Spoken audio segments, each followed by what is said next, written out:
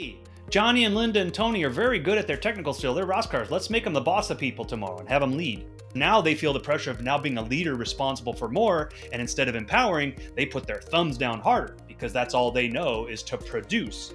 And that can hand grenade, so to speak, an organization. Hello and welcome to the Leadership Launchpad, where we help technical managers improve themselves, their teams, and their organizations. My name is Matt Jertson, the founder of Better Everyday Studios, and my guest today is Casey Thomas, the Vice President of Global Learning, Development, and Performance at Seagate Technologies. Computer technology has become so advanced that it often feels invisible. And in some cases, it actually is. The manufacturing of computer hardware is literally pushing against the laws of physics to make things smaller and improve performance. Seagate is one of the companies pushing against those laws, which is why I was so excited to talk with Case today about leadership in this high-tech manufacturing environment. This conversation touches on so many important lessons, but a few things that you can expect to learn are why EQ is so essential in a manufacturing environment, what leaders can do to create space for innovative voices, and how important it is to be clear about the purpose and outcomes you are trying to achieve as a leader. Before we get into that discussion, I do want to remind you that if this is your first time listening to the show, make sure you subscribe because we have a lot of great episodes coming up and you do not want to miss a single one. If you are already subscribed, then I humbly ask that you share this show with at least one other person because that, after all, is how we grow, and I can't tell you how much it means to me. So with that, let's get into the discussion with Casey Thomas. Case, welcome to take two of our recording on the Leadership Launchpad. How are you doing today? I'm good, brother, and glad to be with you. And the robots got us, or what the gremlins, I think it was, got us here in the technical space, but all good.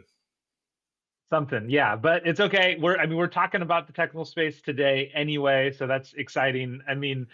I'm always amazed at just what technology can do and how invisible so much of it seems. So you sent me a video about Seagate that was titled "It's Just a Hard Drive," that kind of went into the details of just how amazing this ubiquitous technology is. Tell me a little bit more about what Seagate does. Yeah, the wizards, I call them, right? Seagate's been around for 45 plus years now, and we do mass data, and we store infinite potential. It's just amazing to me.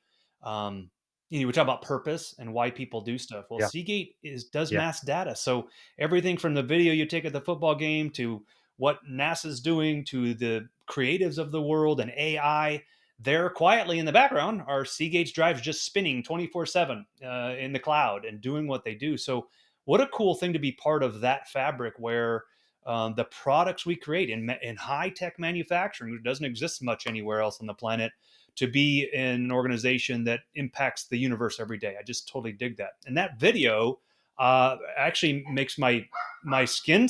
What do you have? Little hairs. Like, it's so amazing to me, the technology, not only what hard drives do, but the modern technology and where Seagate's going. We have new cutting edge technology, heat assisted magnetic recording. So Hammer, it's called, and Mosaic is the product name of those sort of things. So powered by Mosaic, but it's at the nanoscale, the heat yeah, and the lasers. And that's why that video is so fun to watch on how the wizards can create something like that. It took 2 decades, billions of dollars. And I think another cool component is so many hands touched that product over the years. There was a lot of time where hmm people were like, this cannot be done. That was not ever going to happen. And here it is going yeah, out to the universe in a way actually that saves space, saves power. You can put more data per platter. So in the modern world of sustainability, all those things are coming to fruition and data is exploding. And so Seagate yeah, and what they do, but I don't think that's just a hard drive. People see a hard drive, oh, there it is at the store, or maybe it's in the cloud. No conception of the blood, sweat, and tears that went into it. And that's okay. That's what technology should be. But if we acknowledge just yeah. how extraordinary it is and what it takes to bring it to market, I'm in awe. I'm in awe. Yeah, I'll make sure to link to the video in the show notes so that people can Yeah. see it because it is amazing. And it is true, as you say, the people who are responsible for this stuff are nothing short of wizards. And it's at every level, right? We usually, when we think of high technology, we think of maybe kind of the design, or maybe, it's like the engineers or the physicists that are thinking.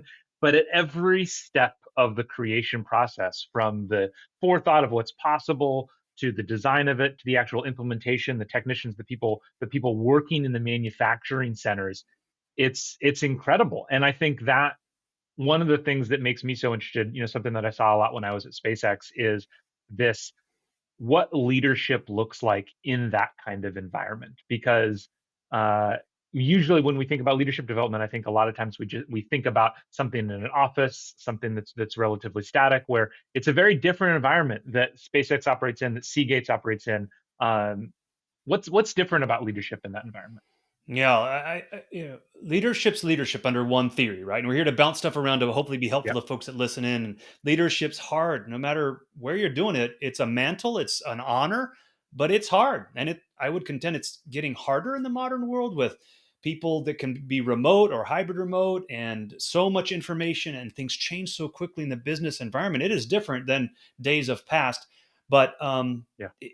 there are some threads of leadership that exist in any organization in any type of industry, but manufacturing brings with it additional color and flavor, let's call it, right? I do think some additional challenges that leaders have to be cognizant of so they don't fall into traps. and Yeah. and I will even add not only the whole ecosystem as you described it too, but the supply chain, right? We are Mm. not just insular. Hmm. Okay, we can have the best team in the universe, but we rely on partners to get us the stuff we Yeah. need to do the magic that we need, and then get it out to the planet. So there is a whole lot more, I think, that is considered in leadership here, and more intricacies of how those parts connect that really make it an interesting space as we grow and develop people in high tech manufacturing. So, for example, here's when I was talking to a senior leader, and we were talking about this new extraordinary technology of mosaic technology. I said, does that really change how we do not supply chain? It does supply chain change, and how does our operations process change? Does it? And he says, Yeah. it doesn't change. I said, tell me more. I said, because you would think with such an extraordinary thing coming to the market, there would be switches. And he says it's a matter of degrees. And he says, for example, we need widget X that goes into creating these drives. Well, we've had widget X for lots of years, but now with heat assisted magnetic recording and the nanoscale, back to the video on the wizards, we actually have to even contemplate the packaging that widget comes to us in, because the packaging can impact things at the nanoscale that will then impact quality and how all of these components come together at the nanoscale, right? And that Mm. impacts our product that goes out the door. So even that, I mean, think about that. So that means we have to go back to our suppliers and go, okay, that packaging, for example, doesn't work. We have to adjust that. And then everything in between as we scale and we get everything out the door, and then everyone that gets it out the door too. So there are just more components, I would call it, and more intricacies to handle. And you mentioned it too, the manufacturing floor. And we have PhDs that are in their bubble suits and doing things at 12-hour shifts around the world, to put all the components together, and create the magic, I call it. But when you're scaling, or you go into a downturn, or you have a new product, how do you turn the radiostat knobs of having the right people on the floor to scale to what we Hmm. are, and then what we know and projecting we're needing in the future? And we changed our business model a little bit too. Instead of building to forecast, we're doing build to order, and we're having our amazing customers have to tell us what they're going to need so we can plan. Oh, wow. So Wow. you throw all that into the blender, and it creates an Yeah. amazing orchestra of things. And as we develop leaders in that space, there are some additional components, I contend, that you have to deal with as a leader in this particular space. Yeah, well, and I mean, as you were talking there, I can imagine one of the most critical things for leadership in that kind of environment is that ability to communicate clearly and timely with everyone, of sharing, because as you said, from one angle, what you're doing looks like what you've been doing for a long time, but because of some changes that are invisible in many senses, you need to do things differently. And so, as the leader, especially a frontline leader, it's critical to you to remember, like, not everybody on your team maybe has access to the information that Mhm. you get. And so, passing as much information through you as quickly as possible to your team, so that the team members see the changes that are happening and the implication that that has on their work stream, how they do work every day, and then the implications that that can have kind of to the end customer as well. Well, for sure, and I think that, so. This morning I had my all hands meeting with my team global. It's Yeah. very early in the morning for some, very late for some, and we assemble once every other month live as remote and hybrid we are, and we have folks at the facilities, and I love it when the little squares populate, and we have around the world. But I asked them this morning. I said, "Let's go into a quick breakout group and tell me what you think is different about manufacturing and leadership in manufacturing." It was fascinating to see what they came back with, because we are in Yeah. learning, development, and performance. Our organization that has really humbling responsibilities to do everything from technical upskilling to developing them over a career to C-suite level leadership Yeah. development to senior level middle managers, our newest leaders that often don't get attention in companies, uh, and then performance, our objectives and key results, our performance system itself. So we are just really lucky to touch and hug a lot of things to help the business succeed, and we're here solely for that purpose. But what came up in their questions, what they're as they war gamed in their groups and said, "Hey, the first one was interesting, high EQ." And we've got everyone from Mm, we got 5 generations in Seagate to include on my team. We've got all different flavors of generations and how they see the universe. High EQ was number one, and number two is what you said, communication, right? If things change, and things are always changing, but if we're doing a new product launch, how do we best communicate at every level so people feel connected to the work they do daily on the assembly line or in finance or yeah. otherwise in Yeah. sales, so Yeah. they feel that energy and connection to get stuff done, but they see that, talk about performance and leadership. If they feel connected and see themselves in it, people will row so hard because they belong to something that matters, right? And our way Yeah. of doing that recently was shifting our entire paradigm to objectives and key results, OKRs, which are famous out there. They worked for us for lots of Yeah. reasons, but it helped us do that Yeah. communication piece. But the other one was EQ. I thought, let's Yeah. talk more. Well, in the complicated space, you've even alluded to it there in your question, is how do we remain connected? If someone's on a 12-hour shift in manufacturing, right?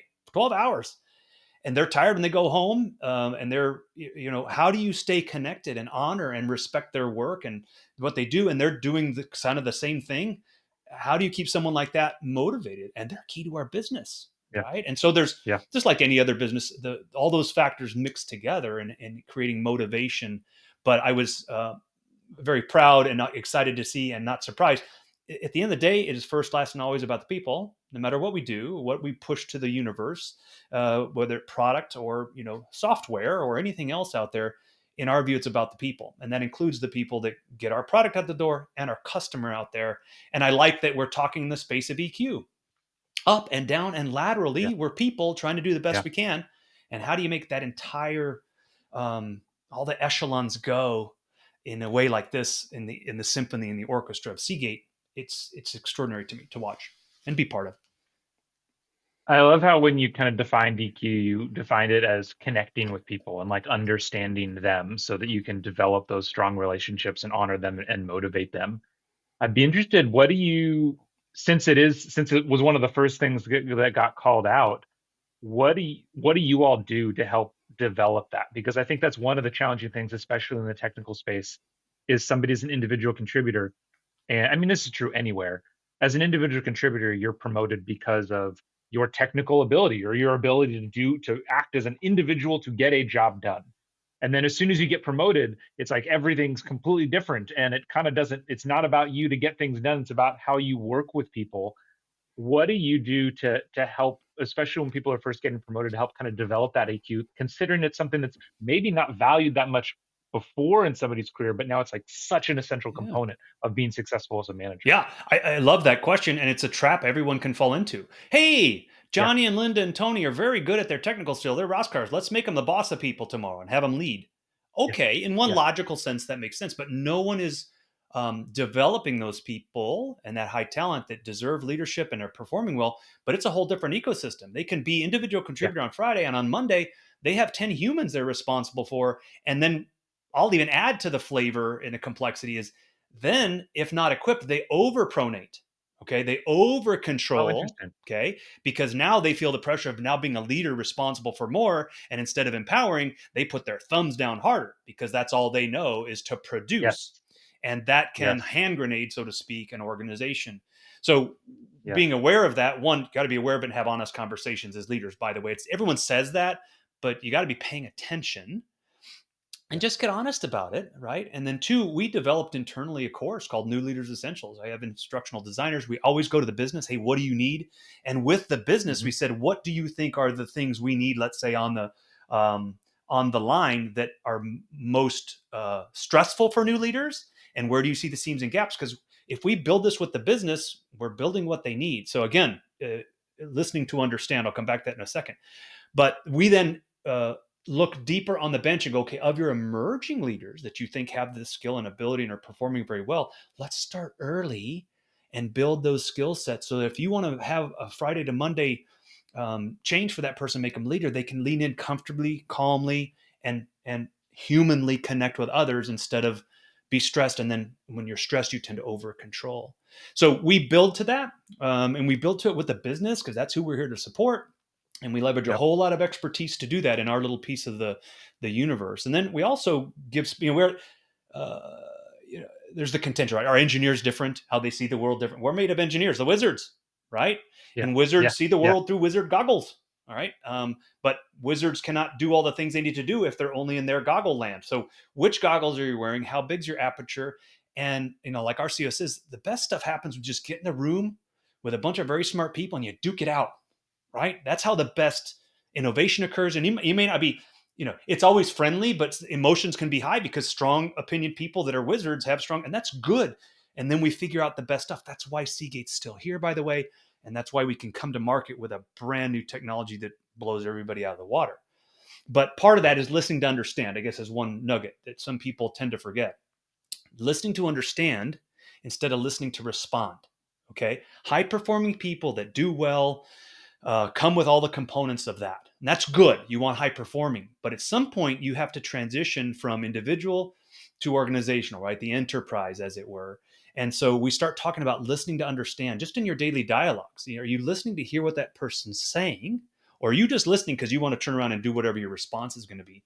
Even that phraseology is helpful in terms of just how we talk to each other, and it challenges each other. And oh, by the Yeah. way, the receiver that actually gets to say his, her, or their opinion is heard. They feel heard. Yeah. Okay. And it's very Yeah. simple, but sometimes the best stuff in the world is the simple stuff. It doesn't have to be, overly saucy.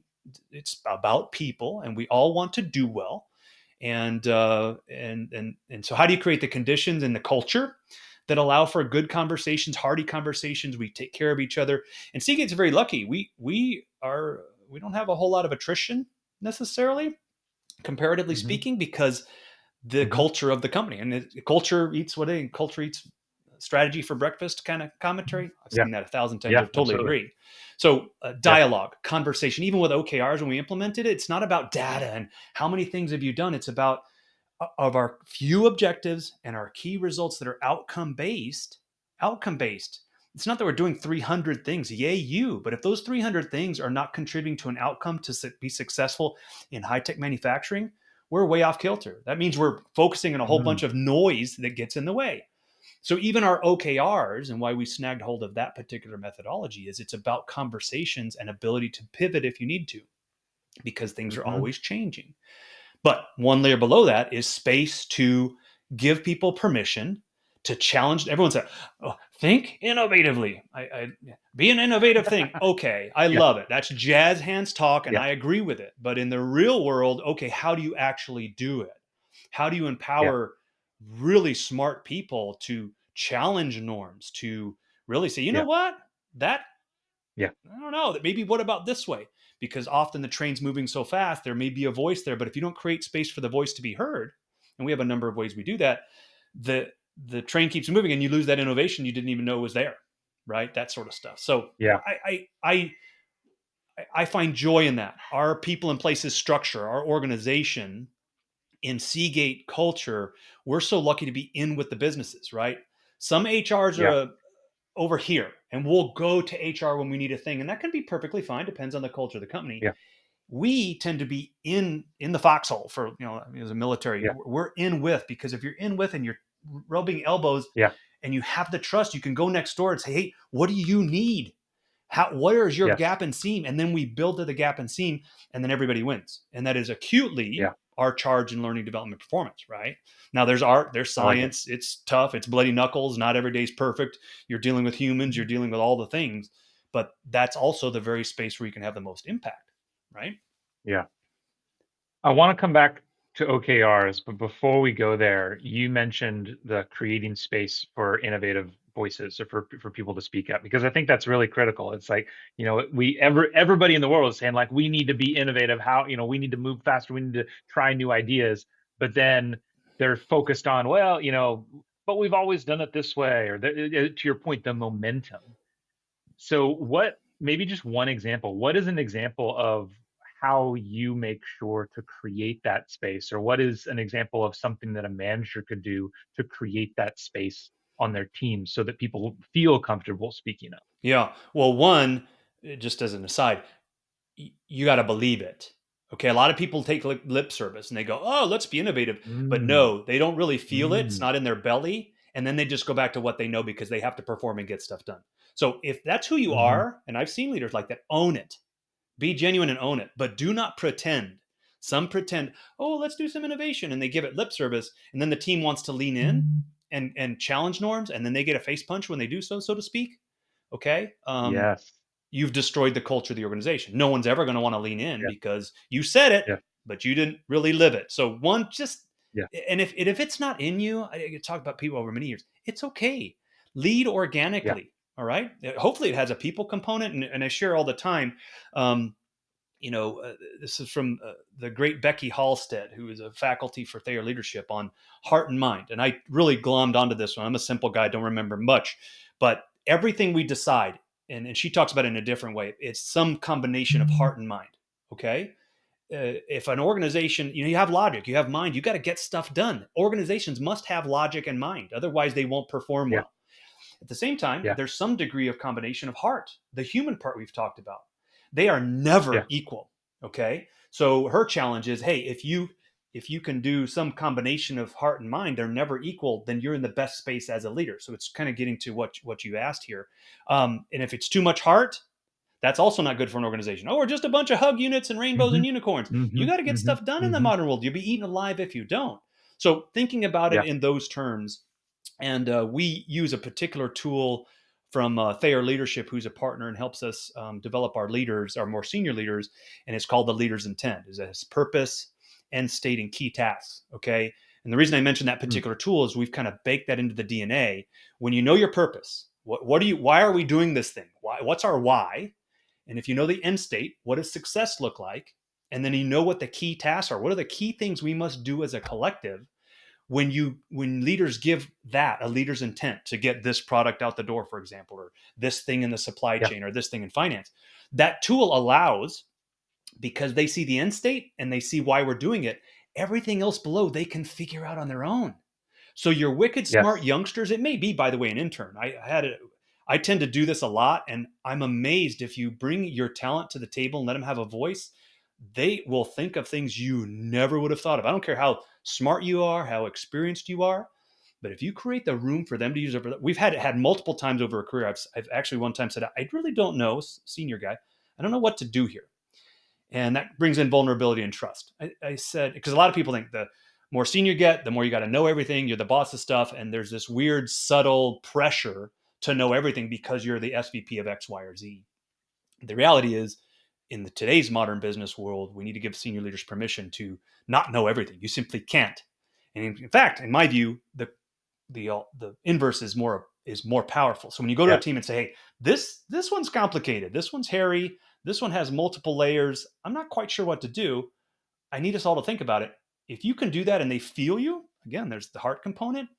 It is amazing what they will come up with. And I've been in the room where we've empowered this, and the youngest person in the room that has no experience, right, necessarily in the real world yet, has an extraordinary idea that solves a problem in a way we never would have thought of, right?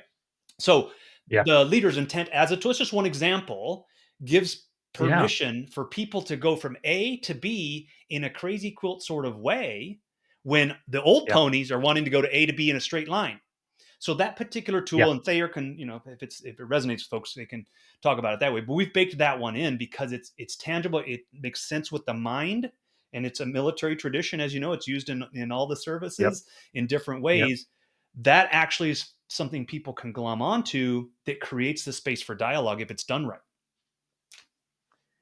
I love that you brought that up because I don't think it's something that people, at least for me, would immediately think about as a strategy to promote people speaking up. Normally I think about, oh, like how do we create a trusting environment? How do we make sure to pause? And like in the pilot world, we have timeouts or like safety timeouts that can be called. Anybody in the cockpit can say like, hey, timeout, we need to talk about this. Right.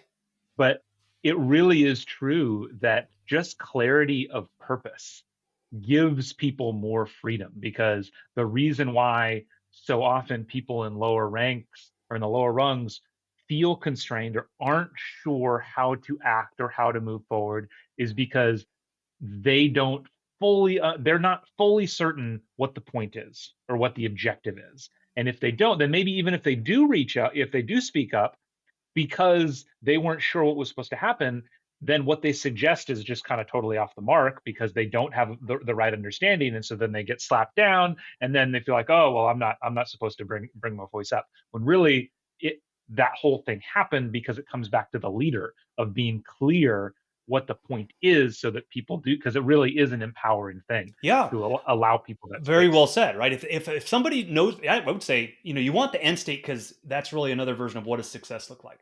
But if you can tell someone Yes. the purpose, and you just gave them purpose, arguably, and you Yep. really had the space for them to do it, they will find innovative, creative ways because they know where they're Yeah. going. So then Yeah. you don't have to go to the leader, like you said, for every decision. Okay, boss. Yeah. Okay, boss. What do you think here? What do you Yeah. think here? No, because they can get to your Yeah. purpose and your end state if you've identified it. And it's hard, by the way. Writing a leader's Yeah. intent is not Yes. easy, Yeah. but you Yeah. you actually can create the space, and they come up with amazing, crazy quilt ways. But they get there, and the crazy quilt way, there's your innovation. That's where all the Yeah. magic happens. But if you're not careful and you're a driver of the organization, you're going to make them go from A to B, even if you don't say it outright. They're going to feel the pressure Yeah. to go to A to B in the way you say they should go to A to B. And it takes us back to the earlier part of our conversation. If you're a leader that wants to go to A to B and just drive, just say it and do it. Don't Yeah. pretend, because the destruction you Yeah. do for young people trying to find their way when they have an innovative idea and you say, I want to hear your innovative ideas, and then you absolutely eviscerate them. As you can tell, I get emotional. It makes me angry, but a lot of people fall into Yeah. that trap. And there's a lot going on in leaders' lives too. We have to acknowledge it. It's a stressful environment. There is no Yeah. non-stressful place anywhere, but it's leader responsibility, leader business to pause and say, okay, am I empowering my team? And if you don't do that every day, you're going to get swallowed Yeah. by the tyranny of the daily. And I find that to be leader Yeah. responsibility. So when we go back to the beginning, where it's hard, but it's an honor, and your job is Yeah. to create the next generation of yous. That also runs contrary to Yeah. the me universe, right? But Hmm. if you're Hmm. actually investing in your people in the right ways with heart and mind and empowering them and challenging them, you can challenge them and still get stuff done and do amazing things. But it is fascinating when you find the right mixture of that and you empower them, how much performance accelerates. And, Hmm. and, and in Yeah. manufacturing space, it can work. So the problem is, not problem, but let's say you got to live it.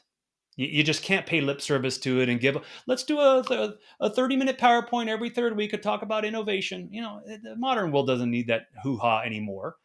Yeah. Get to No. work, get real, and take care of your people. And there's lots of ways to do that. But that OKRs and our methodologies work for tech manufacturing because we got to get product out the door, but we're also a conglomeration of global humans, amazing people around the Hmm. world that deserve to be empowered and contribute as much as we can have them contribute. And then, by the way, hopefully keep them in the Seagate family for as long as possible. Yeah. Yeah. I'm glad you mentioned OKRs because just hearing you talk about it, I'm guessing that's why that kind of model for one of the tools that you provide leaders seems like it lends itself really well to OKRs. It's just continuing this idea of clarity of purpose, clarity of outcomes, to allow people to run as fast as they can because they don't have to spend a lot of time questioning the direction that they're going, so they can just run faster. That is true, and there's nuances to OKRs that bring horsepower to the table. Let's put it right. And if you, in my Mm, view, if you do them right, So we had a system, and it happens to every company. You put a system in that made sense 8 years ago, things change, and suddenly it gets all gobbledygooky, and it doesn't make sense anymore. But that's how we've always done it, and can we change it? And do we have time to change it? Well, Seagate was going through a very difficult time for 8 quarters, and we knew inherently with our gut, and we talked with senior leaders like, hey, we need to make a change to things that help us focus. And our boss, the big boss, would say, hey, we need to cut away the noise. There's so much noise always in every way. So how do we focus such a large, amazing group of people in a very critical time with a supply chain that's hurting and all the things, right? And how do we focus folks? So objectives and key results entered the picture, and we did it in a. Most people wouldn't change an entire organizational's organization structure in a time of crisis. But in fact, if you're paying attention and listening to understand, it may be the perfect time to do it. Absolutely. But again, it goes to the Absolutely. culture whether the company will underwrite that, right? And we live in one Yeah. where we talk with senior leaders, we bounced it around, we had good, honest adult conversations about, hey, is this doable? What makes sense? And then we pulled the trigger on it. But objectives, Yeah. short, inspirational, right? And people feel them, is the way I'll put it in my speak. Key results are outcome based, like we talked before. What are the outcomes? Don't talk to me about the 42 things. Are the outcomes generating the energy we need to support the corporate objectives? So there's only Mhm. 3 corporate objectives now in Seagate. And what had happened before is all the Love it. systems, red lights, green lights, orange lights, and there were briefings to prepare for the briefings to prepare for the briefing so that we had the right color. And then there was like, Yeah. oh, I don't know, it's really not orange. It's more orange and green. It's sort of yellow, Mm. and just a lot of stress. And it was not contributing to good senior leader decision making. And that's not a fault. It happens to every corporation. But I would urge people to Yeah. pause and go, hey, something so critical as what we're aligning to get done, are we able to create the fabric so that our newest person that joins the team can feel what he, she, or they do in the corporate objectives? And that's why we love OKRs, because they allow, it's a bridge. I think it's a bridge thing. You can build your OKRs at the most junior level, but if you build them Yeah. right, and they're hard, by the way, too, you can actually see yourself in the 3 main corporate objectives. And if you see yourself, you're going to work harder. You know that the stuff you're Yeah. doing is meaningful. You feel heard. And we celebrate your successes because you're helping Seagate win. Now, a Yeah. lot of structure, how we did it, a lot of pieces. You had to find the necks that turn the heads, right? Who are the power brokers, officially or not? There's an art and science, as all your listeners know, into this. But for us, OKRs work because they're human. People can go, I like it. it makes sense. Like they can see it, they can feel it, and then Yeah. and they're empowered by means of how OKRs work to contribute in their own way. For instance, my organization, when we first implemented, because I said, I'm not giving you learning development performance OKRs. You write yours. Here's the corporate ones, go forth, take your Mm. big old stubby pencils Mm. and figure it Mhm. out. Mhm. Because otherwise, Mhm. Mhm. there's different ways. Look, you can cascade them, you can ladder them in. They're really artful OKRs, and Yeah. if you study that particular thing and how they can be done and create really positive energy and empower folks. But it was amazing to watch. We had our teams. I talked with my direct reports, other senior leaders, and say, "Hey, what do you think?" And we had everybody do their own kind of whiteboardy, and then we took Yeah. those and built the organizations from those. So talk about Yeah. having a seat at the Yeah. table, contributing, and then of course I brought others down Absolutely. to make sure we were bridged with our corporate Yeah. responsibilities. But Yeah. again, Yeah. everybody had a seat at the table, get stuff done, and OKRs work for us. Little old us. Yeah. I love it. Case, this has been a great conversation. I think in what you were just saying, the number one thing that I'm going to take away from this, that you had the perfect quote that just said, cut away the noise. I think if leaders at every level think of their primary responsibility, especially in today's world, as cutting away the noise for their people, that's probably not a bad direction to Oh, go because everybody's so busy. It's just, yeah, I agree. Let me add to that one, just because we're passionate about the business of people, because the business yeah, of people is gets the yeah, business of business done. Two things. One, that was our CEO. That's why it stuck with me. We got to cut away the noise. It made sense to me. It made sense to you right now. The second thing yeah, is with senior leaders in particular, and others may disagree, but my view is, and I talk to my folks in a couple things. First, my sole responsibility is to clear space for their success. That is my yes, job. The only thing that yes, comes with my position and titles, if we operate in titles, is it allows me to snowplow in the right ways with heart and mind, space for the team to do yes, and execute the leader's intent and get stuff done. So if you're not yes, thinking about your daily as a senior leader, you will be pulled into the tactical every day. That's the tyranny of the day. yeah, The people, it's just human nature. They will pull you into tactical stuff. You have to remain Yeah. focused on clearing space, and then let your people go through that space, or whatever analogy you want to do. So clearing, cutting away noise is connected to, at least for little old me, of also clearing the space and then giving clear OKRs, right, or clear leaders' intent on where we're taking them. And then you set them free in there. And then one other way Yeah. we've heard it said over the years of great leaders is, hey, this one also came from Thayer's. Are you doing only those things you can do? So in the morning for senior Mm-hmm. leaders with your cup of Joe, you ask yourself the question: am I Mm-hmm. doing today only those things I can do? Right? Yep. And that's a powerful question, because I would say most of us, the answer is no. Not only no, but triple hell no, Really no. right? Yeah. Yeah. Because of all Yeah. the chaos of the daily 400 emails when you wake up. We're global. So when one side's of the world sleeping, you wake up. But if you ask yourself that question over that cup of coffee in the morning, or cup of tea, or like me, hot chocolate, and you say, hey, am I doing only the things I can do? That's a fair question. Very hard, but a fair one. And that Yep. keeps us focusing on plowing in the right ways. And then everything else can be delegated. And when you delegate, that gives your subordinates chance to grow and lean into space. Again, leader business, Yeah. just a way to think through it. I love it. I love it. This is so great. I think it's given a lot of people, given me a lot to think about, but also a lot of clarity about kind of if you're going to try to do one thing as a leader, what to focus on. So this has been great. Thank you for talking us through it. Thank you for telling us a little bit more about Seagate. I think hopefully some people take a minute to watch the video because there is so much to learn. It sounds like an amazing organization. So Yeah. thank you so much for your time. Well, thanks for having me. It's an honor to be here, because in the big scheme of things, we pay it forward to each other. So just to be able to kind of throw a few things out for consideration, I learn every day. Thanks for having me, my friend. Thank you so much for listening to today's show. If you are looking for help turning your organization's great engineers into great managers, me and my team at Better Everyday Studios would love to help. We deliver targeted and interactive training workshops that are designed to help build the 3 fundamental skills of any new manager: building trust, giving feedback, and setting goals.